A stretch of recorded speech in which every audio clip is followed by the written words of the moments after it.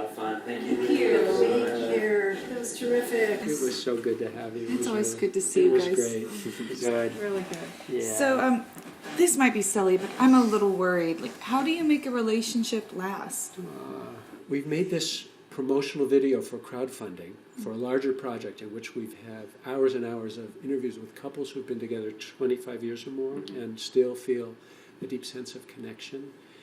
And we're thinking that just the promo would be inspiring to you guys. Would you like to see it? Or just the 7-minute thing? Yeah, I think we'd love to. I can send you a link to it right now. Oh, that's perfect. Thank you. I'm doing it right now. Just about everybody can watch it. Therapists, for people teaching in universities and colleges, high schools, everybody. It's about life and how people make their marriages work, their relationships work at school. Hey, thank you. Thank you. We'll watch it tonight. Yeah. It was so good to see So you good guys. to see you guys, Thank you too. so much. It's a good time. Yeah, of course. Okay. Yeah, let us know. Thank you. Let us know how you like it. Thank you. So long, you guys. If you ask a couple how they fell in love, they'll tell you a story of attraction, of surprise, of happiness and joy. And they'll have a certain confidence about this love that they've found. How can we make it in this world today where relationships don't always last? I think you get more committed with the years. Even though you're very committed in the beginning, I think you get more and more and more committed. It doesn't mean that every day is a cakewalk. Right? It's not. I never saw getting into a relationship as something where, okay, these are things I need to change in this person. So I always looked at it as, this is who this person is. This is what I need to do to live with this person. Yeah. It's really useful to find the right person and then stick like glue. Yes. No matter what happens. Togetherness in love grows over time. As two partners invest more in their relationship and rely on each other together over time, that relationship becomes more special. Our commitment is not to stay married. Our commitment is to love each other. Yes, you're right. So when you work at love, then the feelings stay and or disappear for a little while, but they always come back if you're committed to love. I don't know the secret for marriage, but I can tell you what's the priorities in my mind. And what we always said, number one is you have to put your spouse first before anybody else. Like I said, I come back, I always want her to be happy.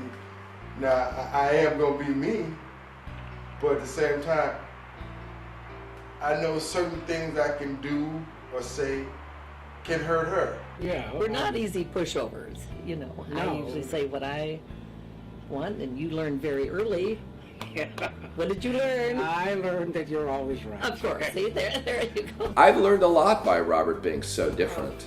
And it's been an opportunity, too. Marriage is not trying to be the same, on the same, it's not. You can't. I am a different person than her and the same, I just let him be him and he lets me be me.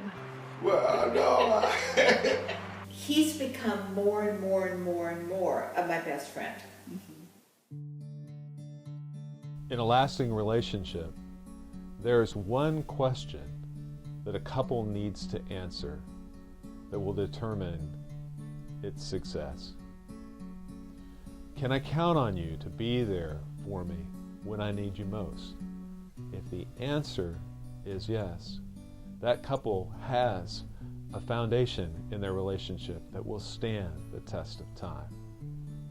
Being there matters to a lasting love.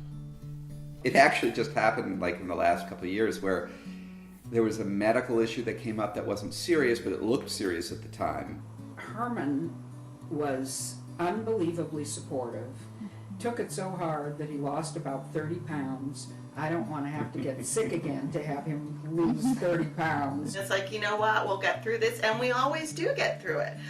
Whatever it ends up looking like, we're always better at the end.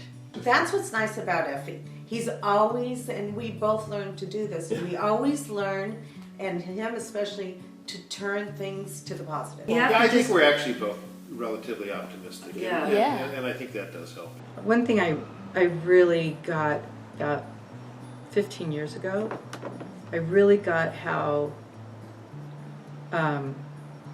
how sexual intimacy in our marriage really is the language of love for Tom. Like, it really does make him feel like we're really close.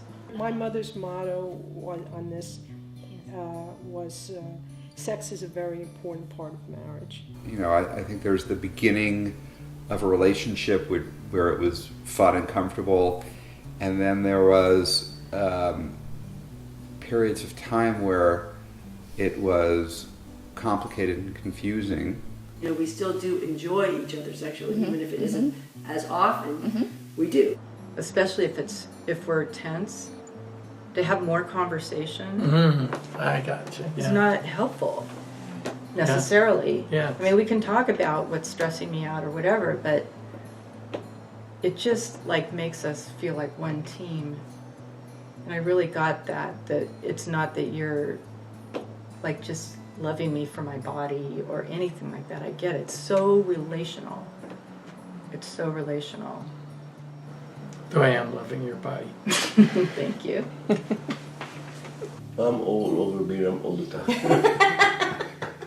That's true, by your hand. To the point it makes our kids uncomfortable. That's true. Which does not bother me a bit. And they know it. And that's all I have to say.